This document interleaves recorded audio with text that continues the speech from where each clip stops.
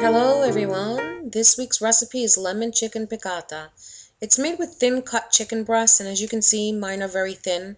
You can buy them from the butcher that way, but I did it the old-fashioned way by pounding it with a mallet. You need the breasts to be thin in order for the recipe to work. The thin chicken allows the recipe to be done quickly and a pan sauce to be made. Some of the things you're going to need are chicken breasts, chicken stock, a dry white wine, lemons, butter, fresh garlic, parsley, flour, powdered garlic and onion, and paprika, some salt and pepper. As always, when I'm handling any kind of meat, I put a glass cutting board over my wooden cutting board to prevent contamination. Safety, people, safety. So let's get started with seasoning our chicken.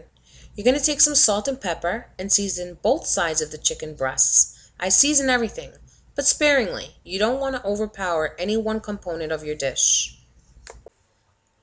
Now it's time to season our flour. This is what you will use to dredge your chicken in, so you want it to have a good flavor. Let's start off with some onion powder and garlic powder as well. Then some paprika. I use smoked. You can use any kind that you wish. You can even leave it out if you want. I also add in a tad bit of pepper, then mix it all up with a fork. Note that I did not add salt to my flour, as I've already salted the chicken, and this recipe calls for chicken stock, which is already naturally salty. I don't want to overdo it. I moved my flour mixture onto a round plate to make the next step easier. Take your seasoned chicken and dredge it in the flour like so. Make sure you cover the entire piece of chicken. Remember to shake the excess flour off, and put it on a baking rack that's on top of a cookie sheet. Now this prevents the bottom of the chicken from getting soggy while you coat the rest of your pieces. Continue to do this until all of your chicken is coated. You want to melt some butter in your pan, and when it's fully melted like you see here, you want to add in some olive oil. This creates a nice blend of flavors and allows you to achieve a higher cooking temperature. The next step is to saute your chicken. You want to make sure your pan is hot first, or you won't get a good sear on your meat.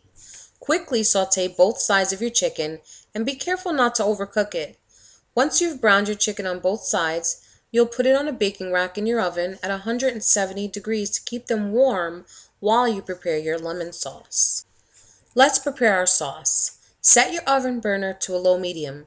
Remove most of the liquid, but don't scrape off those brown bits because it's necessary to create a bold flavor in this dish. The brown bits also give your sauce a nice dark color.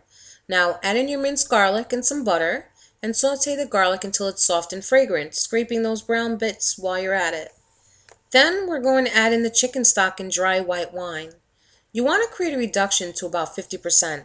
You achieve this by bringing the liquid to a boil.